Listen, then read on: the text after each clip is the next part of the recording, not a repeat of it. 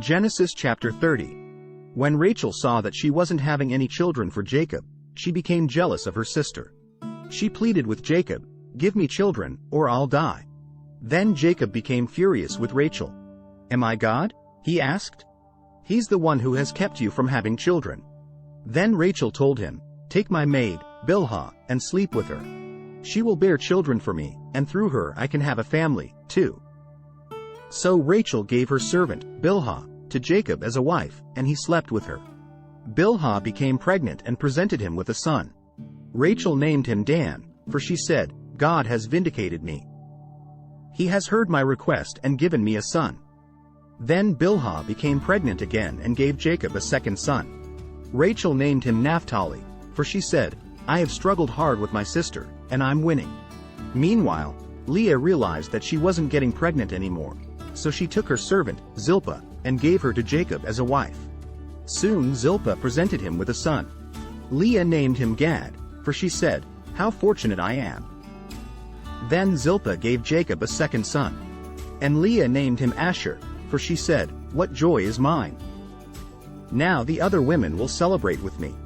One day during the wheat harvest, Reuben found some mandrakes growing in a field and brought them to his mother, Leah.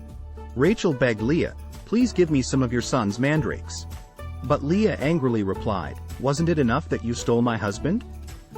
Now will you steal my son's mandrakes, too?" Rachel answered, "I will let Jacob sleep with you tonight if you give me some of the mandrakes." So that evening, as Jacob was coming home from the fields, Leah went out to meet him. "You must come and sleep with me tonight," she said. "I have paid for you with some mandrakes that my son found." So that night he slept with Leah. And God answered Leah's prayers. She became pregnant again and gave birth to a fifth son for Jacob. She named him Issachar, for she said, "God has rewarded me for giving my servant to my husband as a wife." Then Leah became pregnant again and gave birth to a sixth son for Jacob.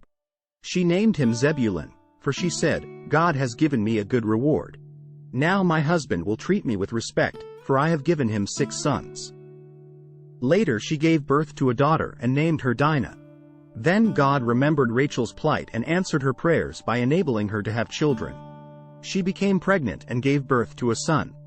"God has removed my disgrace," she said. And she named him Joseph, for she said, "May the Lord add yet another son to my family." Jacob's wealth increases.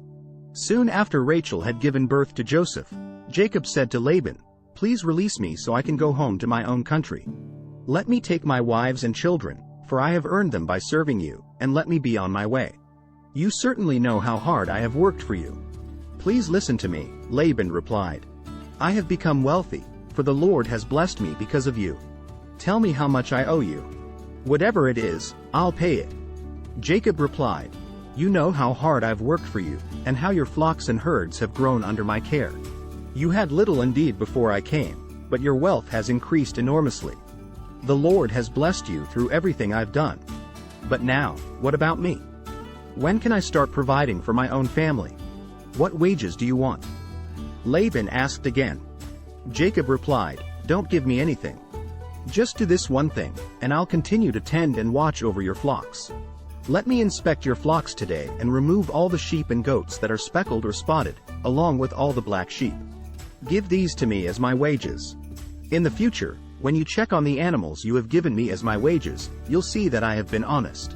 If you find in my flock any goats without speckles or spots, or any sheep that are not black, you will know that I have stolen them from you." "All right," Laban replied. "It will be as you say." But that very day Laban went out and removed the male goats that were streaked and spotted, all the female goats that were speckled and spotted or had white patches, and all the black sheep. He placed them in the care of his own sons, who took them a 3 days' journey from where Jacob was. Meanwhile, Jacob stayed and cared for the rest of Laban's flock. Then Jacob took some fresh branches from poplar, almond, and plane trees and peeled off strips of bark, making white streaks on them. Then he placed these peeled branches in the watering troughs where the flocks came to drink, for that was where they made it. And when they made it in front of the white streaked branches, they gave birth to young that were streaked, speckled, and spotted. Jacob separated those lambs from Laban's flock. And at mating time he turned the flock to face Laban's animals that were streaked or black. This is how he built his own flock instead of increasing Laban's. Whenever the stronger females were ready to mate, Jacob would place the peeled branches in the watering troughs in front of them. Then they would mate in front of the branches. But he didn't do this with the weaker ones, so the weaker lambs belonged to Laban, and the stronger ones were Jacob's. As a result, Jacob became very wealthy, with large flocks of sheep and goats, female and male servants, and many camels and donkeys. Thanks for watching.